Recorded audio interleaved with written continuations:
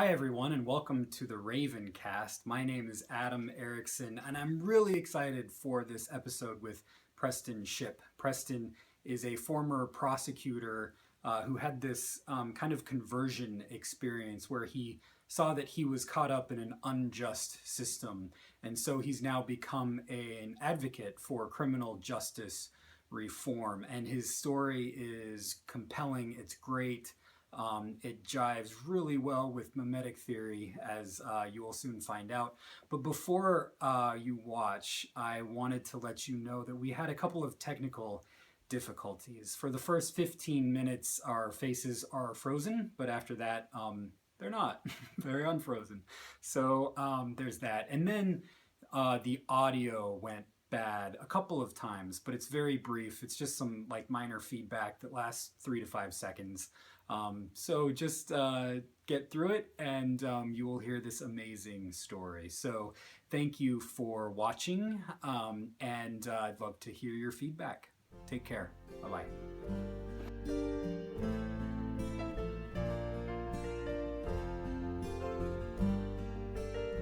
Hi, everyone, and welcome to this episode of the RavenCast. My name is Adam Erickson, and I'm here with Preston Shipp. Hi, Preston. How are you today? I'm doing well. How are you? I'm doing great. I am so excited to have you on the show. We met at Theology and Peace a couple of weeks ago, and you just blew me away with your story. And it's, at the Raven Foundation, we talk a lot about mimetic theory. We're guided by the theory, and you are just everything that's good about mimetic theory. And I was just like, I got to have Preston on the show because your story is it's just phenomenal. So thank you for being here. Well, thank you. It's an honor, and I'm glad to see you again. And I see some familiar names over there, so thanks for having me on. Yeah, we've got a live audience, and we've got quite a few people. Lindsay and Paul and Russ and Suella and Suzanne and Tom. And we'll probably get a few others as we go along. So if any of you have questions, please feel free to make comments, type them in the chat room over there on the left-hand side, and I'll get you in. So yeah, thanks for being here. Preston is a former prosecutor and now criminal justice reform advocate. And as I said, Preston's story is just amazing, and excited to have you on. And basically, I'm tempted, Preston, to just shut up for the next hour and let you talk because your story is so compelling and great. But I want to give people kind of a little bit of an intro into why I think you're so compelling for mimetic theory. Just very briefly, mimetic theory says that we are so often blinded to our scapegoats. And Preston, you had this experience where your eyes were just opened in a very radical way. And you also have a video on YouTube called Redemption of a Prosecutor. And I watched that after I was listening to your conversation. And in there, mimetic theory says that we are our relationships. So it kind of challenges the idea of autonomy. And in your video, you say that you always assumed that these people that you were prosecuting were autonomous individuals acting with free will. And this experience really kind of challenged that view. And so that's another reason why I wanted you on. And you also said that your salvation somehow is bound up with these people in prison. And I just want to hear your story about becoming a prosecutor and having this kind of radical conversion experience along the way. Well, thank you. Yeah, it's certainly not anything that I chose for myself, and it didn't come about from reading mimetic theory, or anything like that. I kind of had blinders on for the time that I was in college and law school, and the first part of my career. I was convinced that what I needed to do was to plug into the criminal justice system as a prosecutor, and that I was vindicating society, and that I was, on the side of victims, and that I was the white hat, wearing the white hat, and that the people that I was arguing against, that I was prosecuting, these were terrible people who had done terrible things, and they deserved to be put in prison, that that's really the only thing that we can do when somebody breaks the law is punish them. And that was very much in line with my theology, I think, at the time. And so I went to law school and I became a prosecutor, and I was writing briefs and arguing cases every day for years, and never really experienced any tension or angst over what I did. I believed in the system. I believed that defendants had constitutional rights to protect them, but that at the end of the day, when they were found guilty and when they were sentenced to a prison term, that's exactly what needed to happen, because they had made these choices. You mentioned autonomy, and the law kind of assumes that we are able to decide for ourselves, are we going to break the law or not? And if we decide to break the law, then there are consequences for that. And so that's what I did for years and years until I started getting involved in prison education work, and that's what kind of started to change my mind and my heart. Tell me about that prison experience. How did you get into it? Well, my dad actually always was involved in prison ministry through his church. So I grew up with my dad going to prison. In fact, in high school, I sang in my high school chorus, and we would go around to different area churches singing and stuff. And a lot of times parents were there in the crowd, and we would go through, when we would be at our home congregation, we would say whether or not, our parents went to that church. And a lot of times on Sunday nights when we were doing that, my dad was off doing worship services at the prison, and so I would introduce my mom and I'd say, and my dad's in prison tonight, so he was an example to me. I always believed from his example that going to people who were in prison and, doing worship services with them, that was very much a part of what Christians ought to be doing. But there was a disconnect, it's not that they didn't need to be in prison. We sure didn't need to be advocating for criminal justice reform. We were just concerned about their salvation, and so we would go out there. So I was always aware of prison work and that it needed to be done and that not a lot of people are doing it.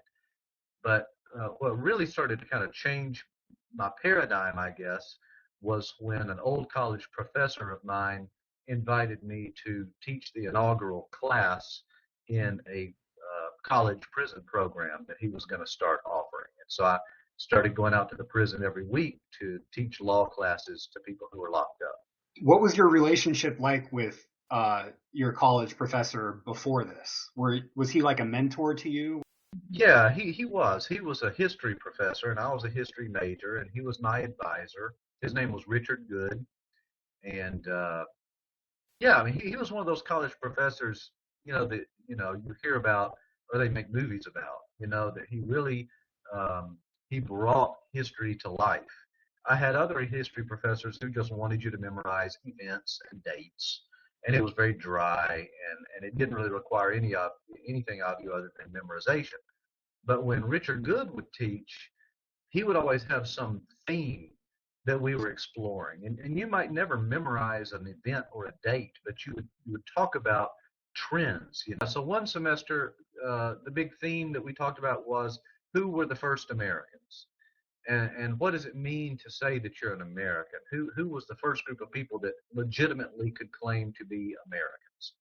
And then I had another class where we were studying mostly 20th century American history, and his theme was, what is the American dream?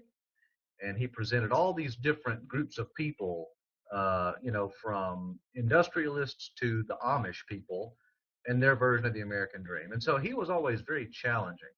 And I think that when he invited me to come out to the prison to teach, it was really kind of another challenge that he was kind of issuing to me, because he knew at the time that I was a prosecutor. And I think that he thought that he would kind of pluck me up out of my prosecutorial role and drop me in the middle of a group of inmates. And, it's like tossing a hand grenade, just kind of see what's going to happen. I don't think he could have anticipated exactly how it all turned out, but I definitely think that he was pushing on me a little bit. Yeah, yeah. And you had enough of a relationship with him beforehand that you would trust him in this process of doing prison ministry, education. Sure, and I always valued education, and so when he pitched it to me, he said that he didn't want to just take the college classes out to the prison, but he wanted to have traditional college kids come along with us, so that I would be the instructor and I would have 15 inmates in my class, but I would also have 15 traditional college students. And so our discussion of the criminal justice process, it was very dynamic because you've got 15 people who, by virtue of the process, are now incarcerated. And then the other half of the class doesn't know a thing about the process because they're just, bright-eyed 20-year-old college undergrads. And so, yeah, I mean, I had to trust, that what he was doing made a lot of sense where else, where better to study about criminal process than out at a prison. I mean, I thought it was so exciting. Yeah. What was that like for those two groups to come together? I think there was a lot of fear and apprehension in both camps because of course, the college kids, they'd never been to a prison before. They had never been shaken down and searched, and um, you know, they see all that fencing and razor wire and the steel doors, and that's kind of scary your first time. But then you had the inmates, many of whom were middle aged. Some of them were in their 50s, 60s, and maybe they hadn't been to college in 30 years, or maybe they'd never been to college. Some of these people, they were the first person in their family to ever take a college class, and they're going in there with 15 essentially professional students who do this all day, every day, and they were concerned that they would fail, that they would not be able to do the work, that the test would roll around, and that they would not be able to master the material. They were also afraid that the traditional Lipscomb kids were going to be judgmental because all they have known, is from free society, forever how long they've been locked up, is judgment and condemnation. And I think that they thought, is this just going to be one more opportunity to have stones thrown at us? It took a lot of guts for them to sign up for that class because they, have to come in there in their prison outfit, and it's very clear. We had a very clear divide: who's an insider and who's an outsider, and so they had to overcome a lot of fear themselves, I think. How did the Lipscomb students respond to them? Were they judgmental at first? I never got the feeling that there was any judgment. I think that initially they had to kind of overcome some of the sensationalism that surrounds crime in prisons. When you meet somebody and they seem nice, and then you find out that they, have been convicted of murder, that tends to upend, your expectations and your prejudices a little bit. But I don't think that they were ever judgmental. I think that any prejudice that they had was pretty well blown apart that first night when they got out there and they found out how kind all these women were. That these women were really kind of welcoming us into their it's their home, I guess. It's a damn sad home, but it's where they live, and they welcomed these Lipscomb kids out there and showed them hospitality. And I think that it probably disturbed any prejudice that these Lipscomb kids had. By the end of the semester, everybody was hugging. When the class was over, everybody hugged and exchanged mailing addresses so that they could stay in touch, because over the course of those 16 weeks, they had discovered that they were all pretty much the same. They watched the same TV shows, and they listened to the same songs, and they traded books, and they got to see that despite all the differences, that they're fundamentally the same. Yeah, that's a powerful message. It also reminds me of what you said frequently during your talk at Theology and Peace, that the criminal justice system, and you found yourself in this pattern too, defining people by the worst thing that they did. And you kept saying people are not the worst thing that they did. And that's part of your conversion experience. How did you get to that point where you realized that? Well, that was where I was starting from, and I think that's where any prosecutor would be starting from, because you don't know that defendant. Um, the system is set up. You hear it talked about as an adversarial system. Um, they're kept separate. They have their own attorney, and you're not allowed to talk to them. And so all that you really know about them is this crime that they committed. There's not an opportunity for you to find out a whole lot more about them. And certainly for me, because I was handling almost exclusively appeals, oftentimes I didn't even lay eyes on the defendant. I just received a record from the court, and I read the record of what happened at the trial, and I read the defendant's brief, and then I typed up my own brief and made my argument, and then went on to the next case. And so all that I knew about the person was this awful thing that they had done. They were their crime, as far as I was concerned. The names were interchangeable. This case is a first degree murder case. That case is a aggravated robbery case. And I have to make my argument in each one of those cases. And when all that you know about a person is the worst thing that they've ever done, then that lends itself so easily to dehumanizing that person, to forgetting that they are a complicated individual like all of us are, that they have great potential for good and for bad, that they've been through stuff, that there was a context, that crime does not happen in a vacuum. It just lends itself well to, I guess, scapegoating, to use a buzzword. It absolutely lends itself to that. It's hard not to give in to that when all the information that you have is it's limited in time and in scope, and it's all negative. Yeah. Suella Gerber has a comment. Hi, Suella. She says, I love this description of finding their sameness. And I'm still struck by the fact that you grew up visiting prisoners, but those weren't occasions for human beings meeting other human beings.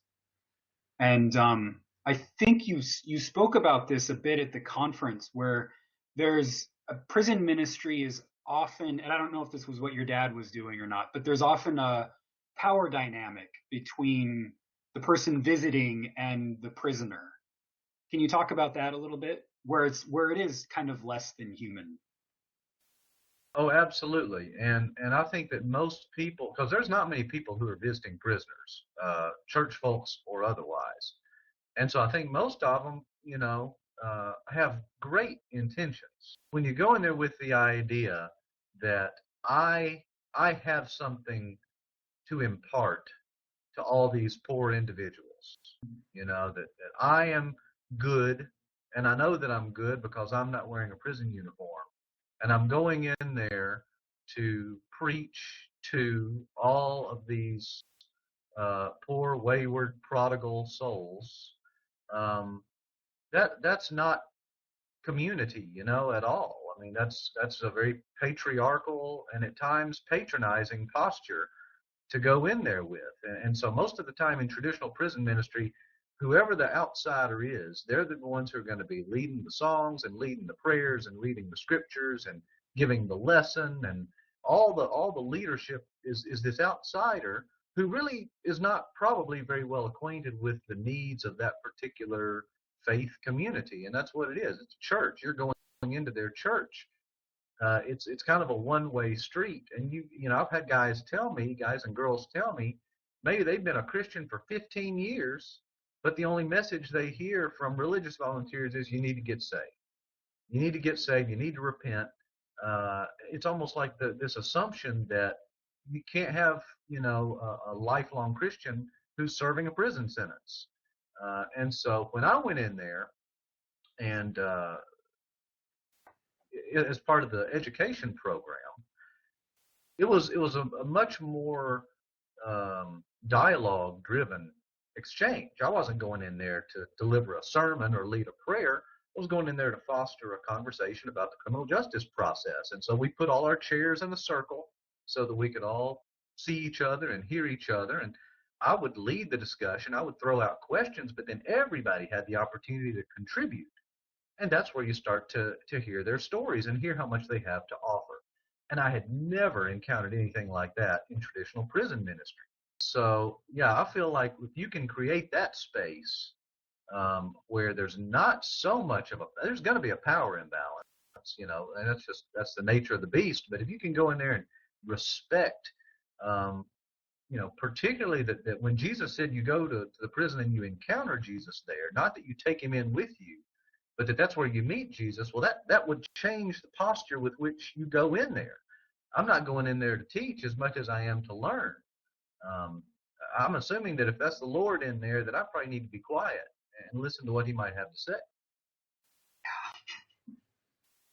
That's great. And it leads me to your comment that your salvation is caught up in your relationship with them. What is salvation for you in this context? And what is salvation for them in this context?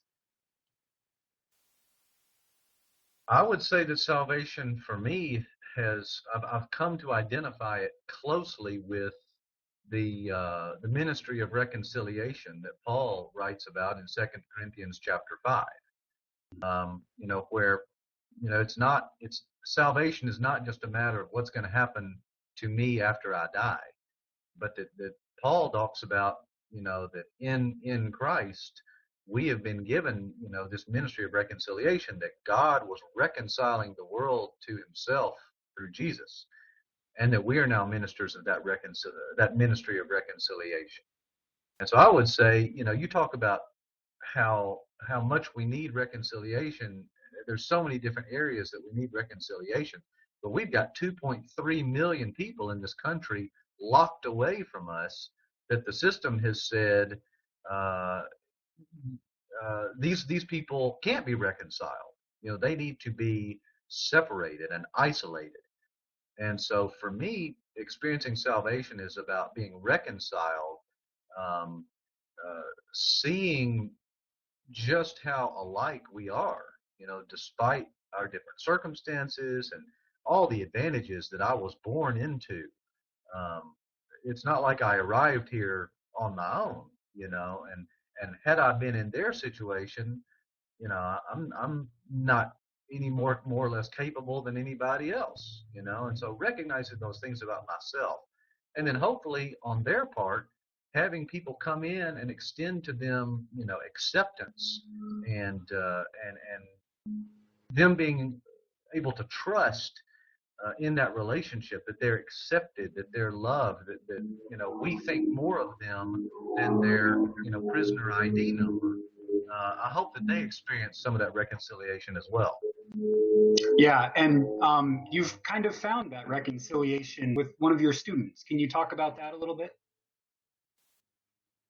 Yes, I guess Centoya Brown was a student the second time that I taught in the program, and she kind of put a fine point on a lot of this for me. By the time I had her in class, she had already been in prison for maybe 5 years, I think. She had been convicted of first-degree premeditated murder when she was 16 years old, and she was tried as an adult and found guilty. And in Tennessee, if you're found guilty of first-degree murder, the least sentence you're going to get is 51 years. That's our life sentence. And so that's what she got. She was tried as an adult at 16 years old. She was found guilty, so she got the automatic 51-year sentence. So she's not eligible for parole until she was 67 years old.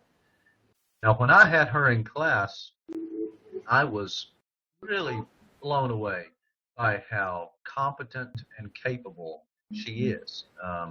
Anybody who knows Centoya is going to be impressed by how smart she is, how articulate she is, how well read she is, how funny she is. She's sarcastic and opinionated, and she's not shy about telling you what she thinks about things. So she was a joy to have in class. This was her first college class. She was super excited to be in college. She was super excited to be learning about criminal law. And so she was spunky, and I didn't know a ton about her. I got to know her as we spent time in class together, But really, I liked her a lot. She was a great student, one of my best students, and we got to be friends. Um, I learned more of her story kind of as we went on. I learned that she had been born to a mother who was addicted to drugs and alcohol, had abused alcohol throughout the pregnancy. So Centoya was born with fetal alcohol syndrome, which really messes with your ability to think rationally and to appreciate the consequences and impulse control. It just causes a whole lot of problems. Her mother abandoned her when she was young, and so she kind of bounced around uh, looking for somebody to care for her. The person who did care for her, I think, did the best she could, but Centoya ran away when she was 16 and started living on the streets of Nashville. And before long, she took up with a pimp who essentially trafficked her for sex. And so he would force her to go out and work as a prostitute, and then bring money to pay for drugs and the cheap motel where they were staying. And so one night, this person, this trafficker, put Centoya out, and she got picked up by a man who was in his early 40s. She was 16, and he took her back to his house, and she got really apprehensive because this guy was showing off his gun collection, and he was bragging about his guns and what a good shot he was, what a good marksman he was. And she was on drugs, and she had been abused. She had been raped several times for the 2 weeks prior to this event, and something just kind of snapped. She just kind of decided that she was not going to be abused or raped again. And so while the man had his back turned to her, she got a gun out of her purse that her trafficker had given her and shot the man in the back of the head. And she immediately recognized what she had done, and she fled. And it was not long thereafter that she was arrested, and then she was transferred from juvenile court to adult court and convicted of first-degree murder. Um, and so I heard all of that, and I had already been experiencing a fair amount of tension.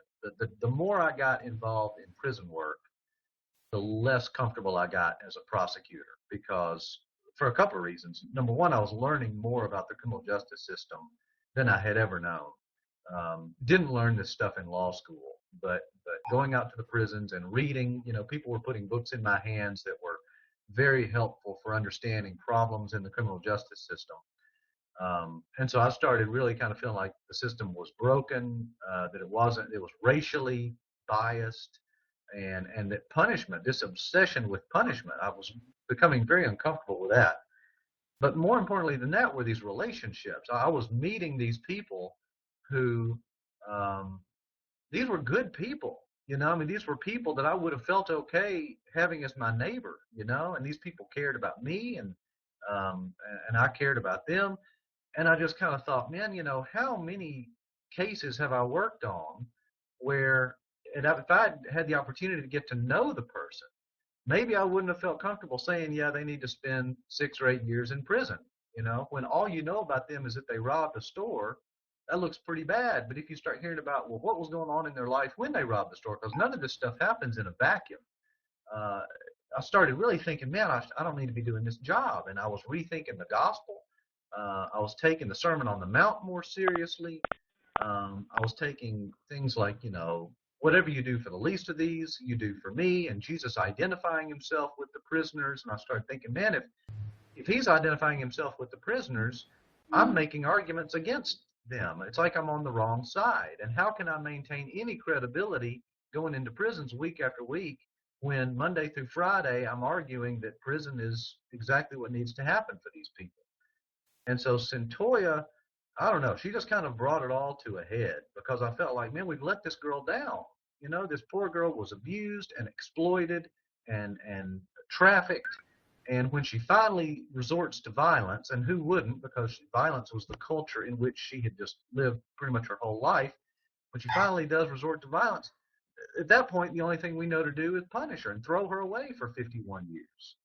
and that could have been predicted. If we had paid attention to her earlier, of course she's going to act out violently. And I felt very frustrated with the system that I was a part of, and ultimately had to walk away from it. Part of what I'm fascinated is that your eyes were opened to the injustice of the system and you had to walk away from it. Whereas I'm sure that there are plenty of others who have their eyes opened to the system and the system just calls them into it and they can't get out of it for one reason or another. The family situation, economic situation that they're in. What was it about you that you said, I just can't do this anymore? Well, I think probably as much as anything, it was probably that there were people that I admired that I started feeling kind of embarrassed to be around. People like Richard Good, the professor who started the program, and people like Howard Zier, who had a pretty strong influence on Richard. And reading something by Will Campbell, the Baptist minister and civil rights activist. I just thought, these are people that I respect, and when I hear them speak or when I read their words, it resonates with me, and I think there's something true here that jives with what I understand the gospel to be. And I don't want them to think less of me because of my job. And I started thinking, well, if I'm feeling bad in front of these people because of my job, then it might be time to walk away from it. I didn't want to live with that tension where I felt like I was always apologizing for my day job. So that's a dream. It was a dream. I wanted to be a prosecutor as a career, and so I think I fought against it some because dreams die hard. But I think at the end of the day, I just thought, well, if this is what I'm being called to, in order to not be a hypocrite, in order to maintain any level of personal integrity, I have to let it go. And so that's what ultimately had to happen. Yeah. Betsy's got a comment here. The idea of transferring juveniles to adult court seems another form of scapegoating at a level that makes us blind to injustice towards children. Yet I recognize that there are kids who will not be able to live among us. What's the solution? Well, I want to take my cue from the experts, and I've learned a lot from folks over at the Campaign for the Fair Sentencing of Youth, which is headquartered in Washington, D.C., and the Children's Defense Fund.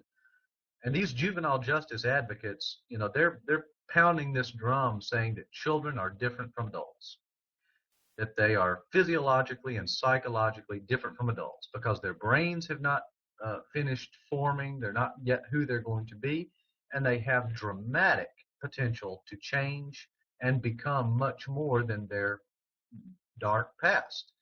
Now, that's not to say that keeping some kids separate for a while for everyone's safety and well-being is not appropriate, because it may be, but punishment might not be appropriate. Just because you keep somebody separate doesn't mean you're doing it to make them suffer.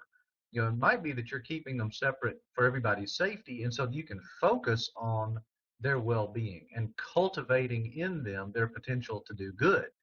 And so I would say the solution is, even if you're dealing with a very violent young person, that person's well-being should be at the top of your priority list. And right now, what's at the top of the priority list is punishing that person. So when you have a juvenile transfer hearing, it does not matter what other factors weigh in favor of charging that child as a child and keeping them in juvenile court. Doesn't matter. If it's a first-degree murder case, they're going to be tried as an adult, because we want people to suffer if they've committed first-degree murder. And I think that that's the first thing that needs to change, is that we need to get away from this punishment-driven system and focus instead on investing in people's healing and well-being.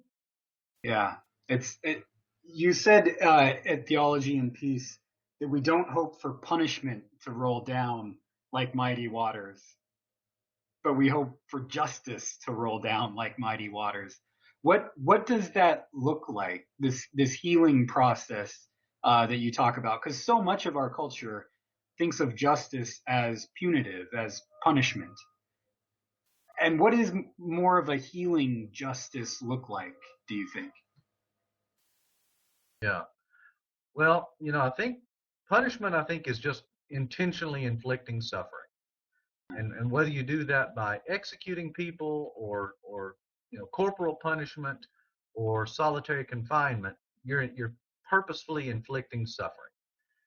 And to say that justice is tantamount to purposefully inflicting suffering, I think just flies in the face of Scripture, and I think it flies in the face of people like Martin Luther King, who articulate these compelling, inspiring visions of justice that have nothing to do with punishment and inflicting suffering. They have to do with well-being for individuals and for communities. And so I would say that an approach to justice that is based on healing or restoration or transformation is going to look altogether different from a system that's based strictly on punishment. I mean, we know how to punish people. We're doing that more than any other culture in human civilization. Um, but to focus on healing would mean that the needs of the victim and the needs of the person who inflicted the harm are front and center. And we need to start. So in Centoya's case, you don't just look at the fact that she killed somebody and then say, okay, well, then what's the penalty? 51 years. Instead, you look at all of the things that went wrong in Centoya's life leading up to that point, and we say, okay, we've got somebody who suffered. I mean, this person was sacrificed in a sense while that she was still in the womb. She was sacrificed to her mother's alcoholism, and she was sacrificed at every phase along the way. By her trafficker and by the system. We sacrificed her again to our spirit of vengeance. And so I think you would want to look at her and say, well, what do we do for a girl who suffers from fetal alcohol syndrome, who struggles with impulse control? What do we do with a runaway who has been sexually abused and exploited for 2 years out of her 16-year-old life? We need to invest in her education, the way that Lipscomb is trying to do. We need to invest in her emotional healing and surround her with relationships that are going to be trustworthy and nurturing. And when that happens, and it's kind of happened for Centoya by virtue of the Lipscomb program and some of the friendships that she's made there, all of a sudden you start to see dramatic change. So the Centoya that I know now, that I visit at the prison, she is not the same person that she was when she was 16. None of us are, but boy, she sure isn't. And if you told me she's coming up for parole next week, I would have no hesitation to go to her parole hearing and say, this lady needs to be turned loose. She can make it. She's not going to go out and reoffend. We need to put a support network around her. But I need that. We all need that. It's when you remove that things start to fall apart, and she never had it. And so I would say that a justice system that seeks to heal and transform is going to be like a network of support, working on that person's well-being and communal well-being, trying to make sure that fewer and fewer people are slipping through these cracks. I love it. Yeah. We've got two comments over here. One, Sarah Goddard Adler asks, what is the purpose of prison? Is it A, reformation, B, punishment, and or C, separating from and protecting the general population? Our system is based on B, which is punishment, but should be A, reformation, and C, separating from and protecting the general population. You've been talking about that a little bit, but do you have any reflection on Sarah's comment there? Well, I think it's of course true. I think we could learn a lesson from other cultures. The Scandinavian countries are closing their prisons because they don't have anybody to put in them, but they have them.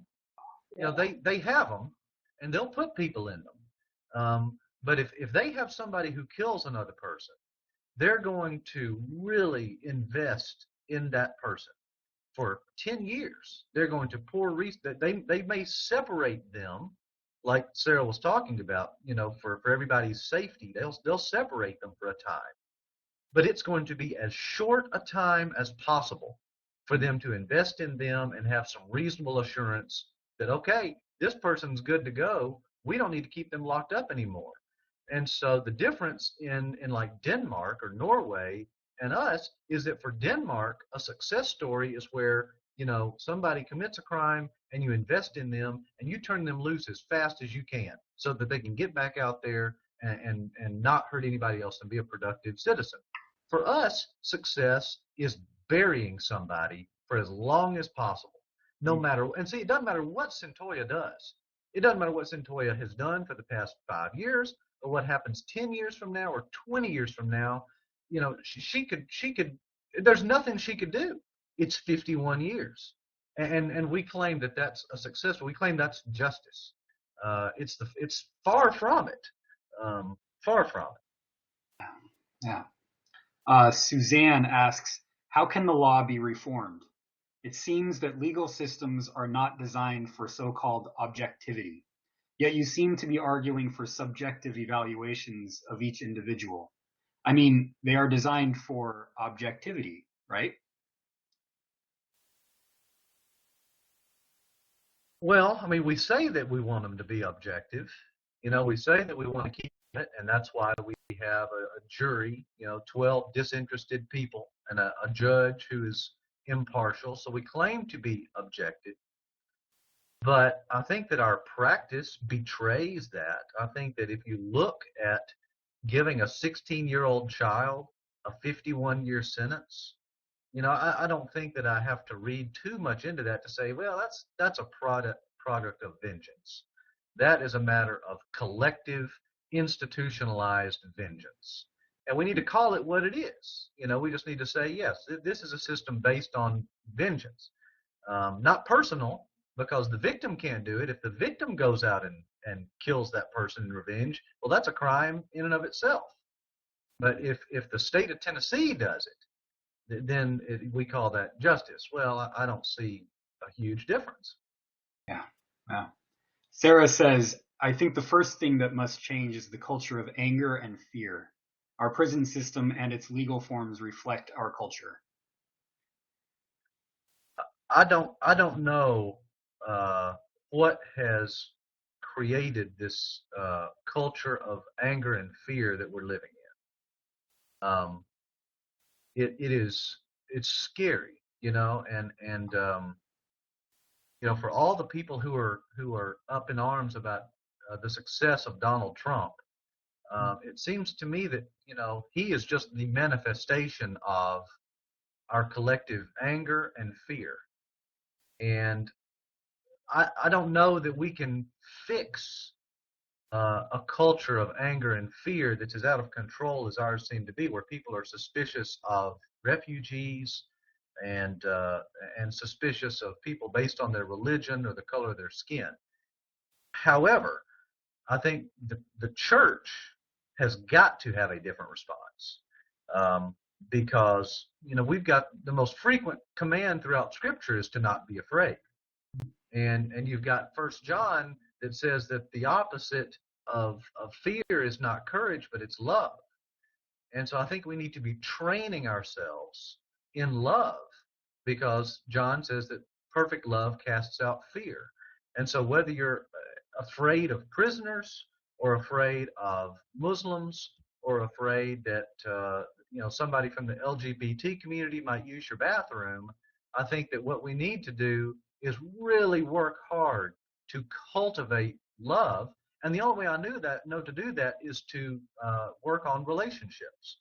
You're probably not going to stop being afraid of prisoners until you go out there and meet a few of them. And so I would encourage people to not give in to that fear, because fear and anger really cause people to slip into some dangerous stereotypes. But go out there and try to meet some of these folks who are serving these sentences, because I sure experienced a change in the way that I thought about them once I got to know them. Bringing up Donald Trump brings up racism for me. It seems like everything Donald Trump is saying these days has a racist undertone to it.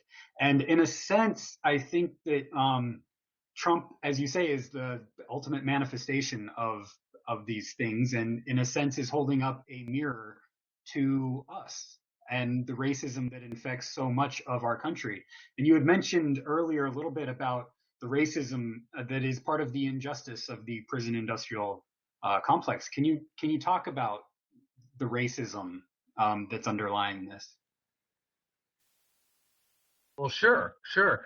You know, on a very practical level, statistically, we know that black people are more likely to be arrested for the same crime. They're more likely to be formally charged.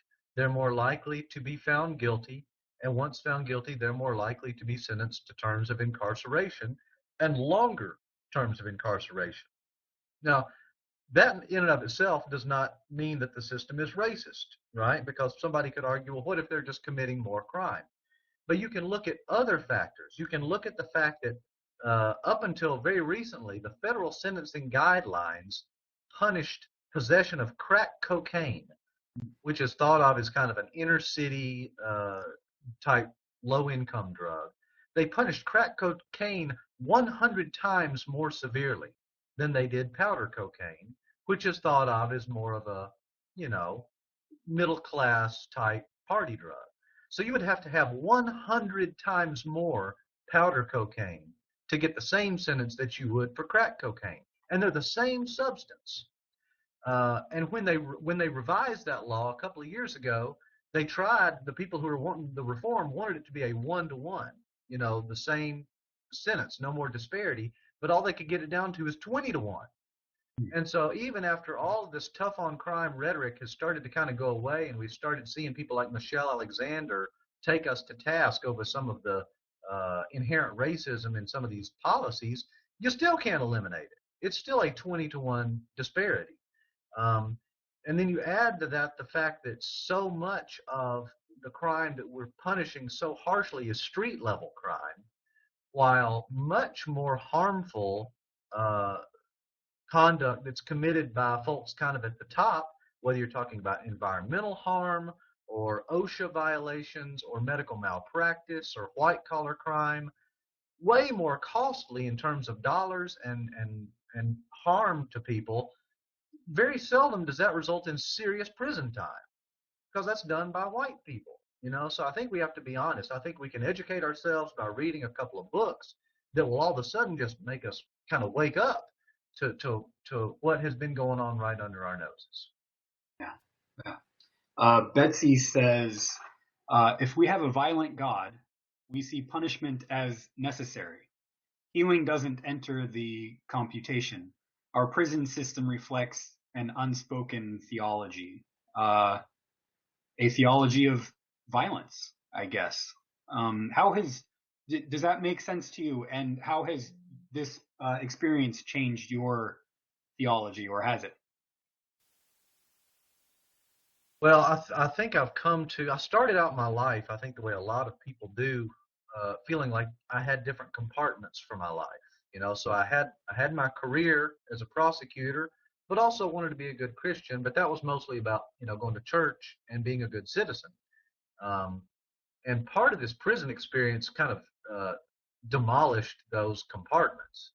And I started seeing that you can't talk about forgiveness and redemption on Sunday at church and then go be an agent of retribution and vengeance Monday through Friday. You can't claim mercy for yourself, but then deny it for everybody else. And so, I think my theology has changed a great deal. And I would say that all these really important questions are fundamentally theological. And I think you have to pause and ask yourself, well, why is it that, 75% of death penalty cases are coming out of Bible Belt states? What is it? Because down here in Tennessee and Alabama or Mississippi or wherever, you can't throw a rock without hitting a church building. Everybody goes to church. All your politicians have to be good conservative Christians. What is it about that theology that makes people so dead set on punishment? And I grew up, and it was in my family. This idea You know, I remember when I read Sinners in the Hands of an Angry God by Jonathan Edwards. I finished reading it and I thought, well, yeah, that about sums it up. That's pretty much where we are. Thank goodness for Jesus, or else God would just dangle me over hellfire. And I kind of thought that was the way that it was, that being a Christian is essentially believing a certain thing um, about God or Jesus or baptism or whatever. And because of that belief, I have now opted out of the general everybody goes to hell plan because we're all sinful. And so that colors everything. If God can't forgive apart from the death penalty, well, why would we be any different? And so I think even for people who don't give a rip about criminal justice or prison issues, that it's terribly important from our pulpits and in our Sunday school classes to confront this bad theology that says that God can't forgive until he killed somebody. And I think our theologians have their hands full trying to um, deconstruct that narrative and prop up something new and more life-giving in its place. What has this conversion experience, this transformation, Dietrich Bonhoeffer talks about the cost of discipleship.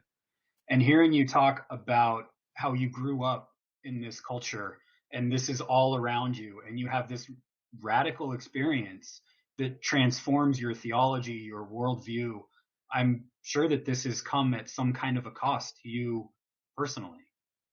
Well, I mean, I don't really, and I don't really regard it that way. Um, it was a difficult period, where I felt very hypocritical and stupid for having been a Christian for 25, 26, 27 years, or by that time, probably almost 30 years, and feeling like I had gotten it so wrong.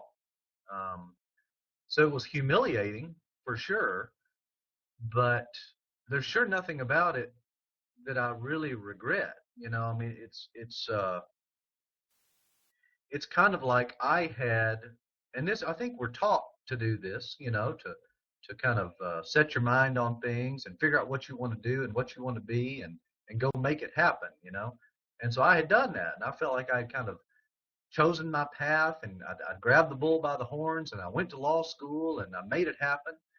And I think that I saw that most of that was an outworking of my pride and kind of a false sense of wanting to be important.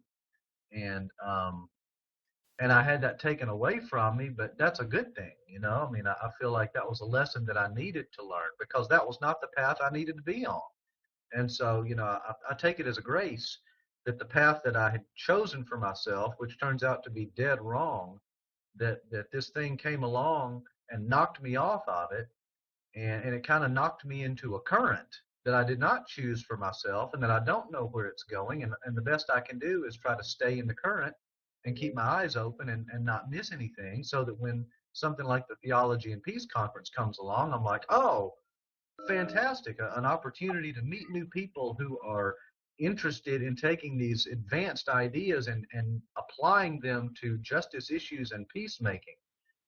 So that's been very exciting. And so I'm very grateful for what I've been through.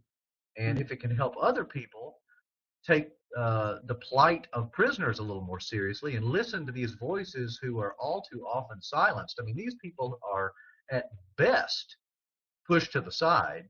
At worst, they are just outright, oppressed and abused. If something about this can make people a little more likely to listen and to maybe question, then I mean that's pure grace. Yeah. Russ asks a question that's very much in the news, particularly because of the Stanford rape case. He asks, what is your experience with sex offenders? Are they, as often claimed, incapable of being reformed? I don't think that anybody is incapable of being reformed. Um, during the 90s, we heard the Clintons talking about these super predators and that these were child offenders who were less than human and they had to be dealt with harshly because they were incapable of being reformed. And the whole idea of a super predator, that was just a myth. That wasn't real. It was a myth that was exploited by politicians and the media to make people afraid and to justify the draconian sentencing measures that were being put into effect. Now, sex offenders, I know sex offenders, I'm friends with some sex offenders. And I don't think you ever want to write off a whole group of people as being incapable of reformation. I think justice, the real kind of justice, communal and individual well-being, and I think that requires different things for different people. A sex offender is going to need different help than somebody who breaks into a pawn shop and steals stuff to support a drug habit. And they're going to need something different from a woman who kills her abuser, so they're going to have their own sets of needs. But like I say, I've got friends who are sex offenders, and they're good folks who have experienced a lot of remorse and repentance. I would be unwilling to scapegoat sex offenders just like I wouldn't anybody else. Awesome. Thank you for that. You had mentioned that we need to start listening better to prisoners.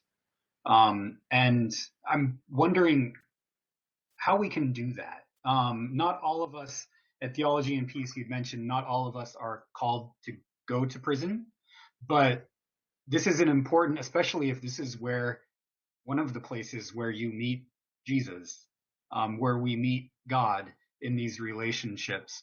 What might be some of the ways that we can listen?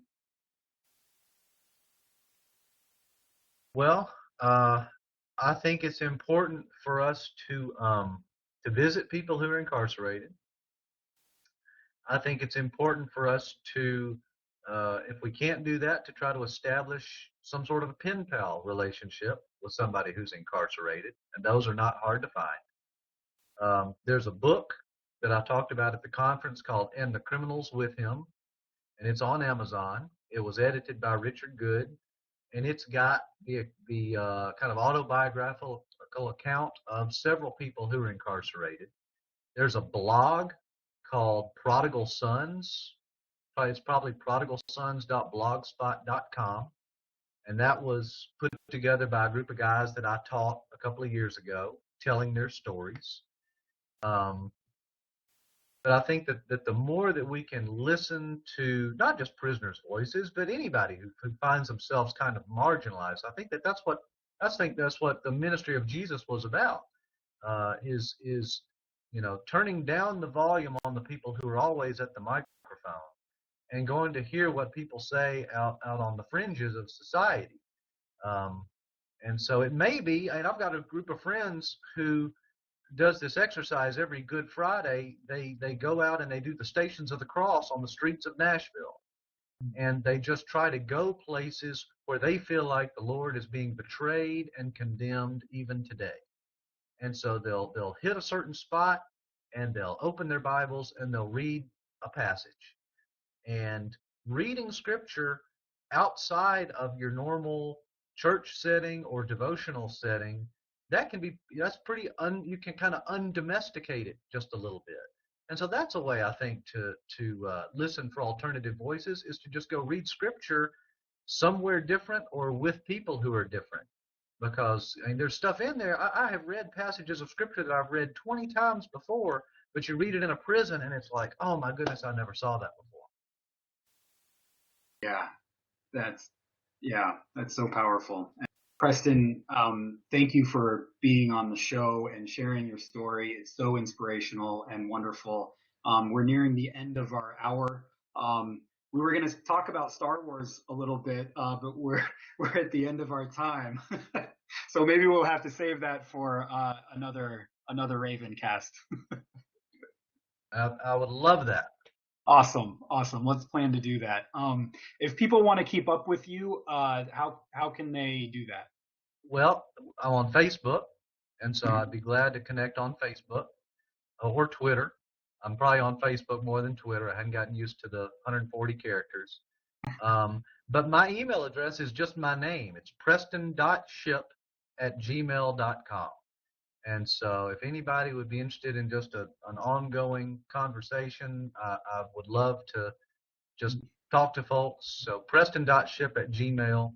Or if they can get in touch with you, you've got all my information. So, Excellent. but thank you. Thank you for the opportunity to chat. I really appreciate all that you and the Raven Foundation. I've been reading about the Raven Foundation, really pleased with all you're doing. Well, you've added so much to our understanding of the criminal justice system, the lack of justice in the system. And your story is just, as I say, so inspirational and helps me to be a better Christian and just a better human being. So I'm just really grateful for you. So thank you for everything that you do. And thank you, everybody, for joining us for this chat. Thank you for your comments and your questions. And keep up with the Raven Foundation on Facebook for future RavenCasts.